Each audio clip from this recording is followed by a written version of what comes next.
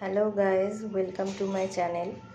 তো এবার আজকে আমি ধোসা বানাবো বলে কিছু জিনিস আমি ভিজিয়ে নিয়েছি। তো এটা হচ্ছে গোবিন্দভোগ চাল, যেটা আমি ধুয়ে ভিজিয়ে নিয়েছি। এটা হচ্ছে সেদ্ধ চাল, আর এটা হচ্ছে বিউলির ডাল, আর এটা 1 চামচ মেথি।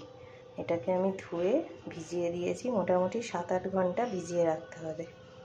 তো মেথিগুলো ভেজানো হয়ে গেছে, মোটামুটি আমি 7 ঘন্টা ভিজিয়ে রেখেছিলাম। তো মিক্সিতে এবার আমি মেথি দিয়ে দিচ্ছি। এটা হচ্ছে গোবিন্দভোগ চাল ধুয়ে নিয়েছি, ডাল বিউলির ডাল, আর এটা হচ্ছে সেদ্ধ চাল। এবার এগুলোকে আমি পেস্ট করে নেব। তো মেথি আর ডাল আমি পেস্ট করে নিয়েছি।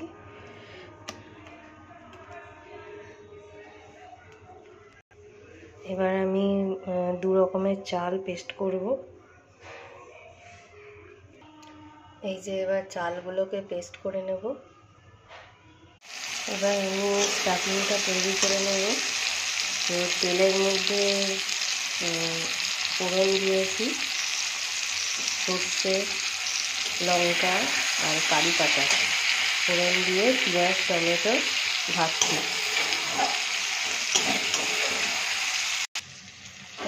আগে থেকে আমি আলুগুলোকে সেদ্ধ করে রেখেছিলাম।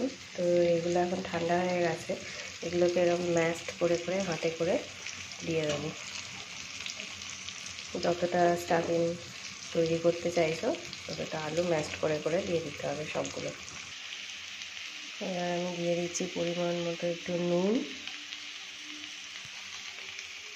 একটু হলুদ, এটা হচ্ছে একটু শাহি মশলা,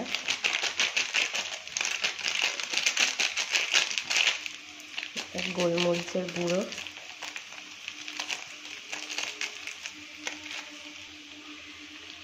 আর এটা হচ্ছে রেড চিলি পাউডার।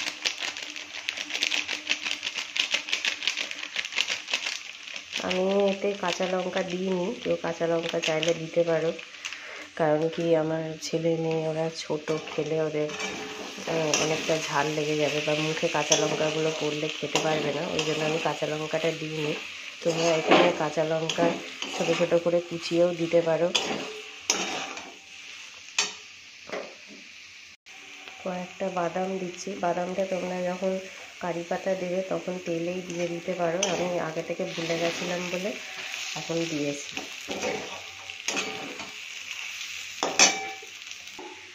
সব মশলাগুলো দিয়ে একটু ভালো করে কষে নিতে হবে। তোমরা এতে চাইলে নারকেল কুচি দিতে পারো, আমার কাছে এই মুহূর্তে নারকেল কুচি নেই। তো এইভাবে ধোসার স্টাফিংটা রেডি করে নিতে হবে। কড়াতে চিপকে চিপকে যাচ্ছে, মানে এটা অলমোস্ট হয়ে গেছে। কালারটা দেখতে পাচ্ছ কি সুন্দর এসেছে। এবার আমি গ্যাস বন্ধ করে একটা বাটিতে ঢেলে নেব। আর ধোসাটা কালকে রাত্রে পেস্ট করে রেখে দিতে হবে মোটামুটি 10-12 ঘন্টার জন্য, ঢাকা দিয়ে কোনো অন্ধকার ঘরে। তো আমি কালকে রাত্রেবেলা ধোসার ব্যাটারটা তৈরি করে চাপা দিয়ে রেখে দিয়েছিলাম। তো একটু বাদে দেখব তার কী কন্ডিশনে আছে, দেন তোমাদেরকে দেখাচ্ছি। তো এই ব্যাটারটা দেখতে পাচ্ছ কিরকম ফুলে গেছে। হোল নাইট আমি এটাকে স্টে করে দিয়েছিলাম। এবার এটাতে একটু নুন দেব।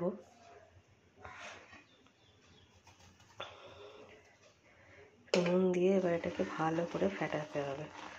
ফেটিয়ে এটাকে ফ্রিজে রেখে দিতে হবে। এরকম চাটুটা গরম হয়ে গেলে এরকমভাবে একটু তেল দিয়ে জল দিয়ে একটু মুছে নিতে হবে।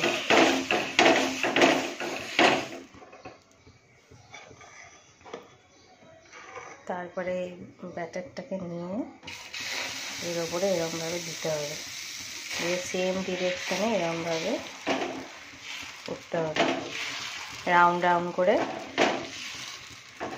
আমার ননস্টিকের প্যানটা ছোট, তাই জন্যই আমার খুব একটা বড় ধোসা হচ্ছে না। তোমাদের যেরকম যার সাইজ থাকবে সেরকমভাবে ধোসাটাকে সেই সাইজে করতে পারবে।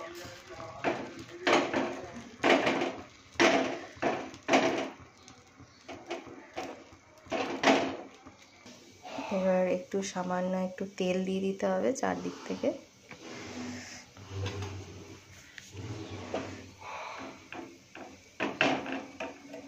যতক্ষণ এই ধার থেকে একটু ব্রাউন ব্রাউন টাইপ হয়ে যাচ্ছে, দেখতেই পাচ্ছি কিরমভাবে নিজে থেকেই ছেড়ে যাচ্ছে।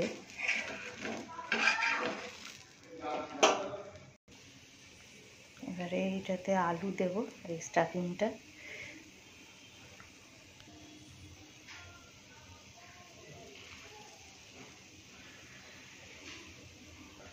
একটুখানি নারকেল পেঁয়াজের কুচি তোমরা দিতে পারো এক্সট্রা করে, আমি দিইনি।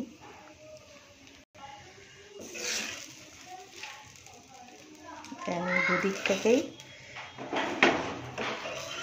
রোল করে দিতে হবে।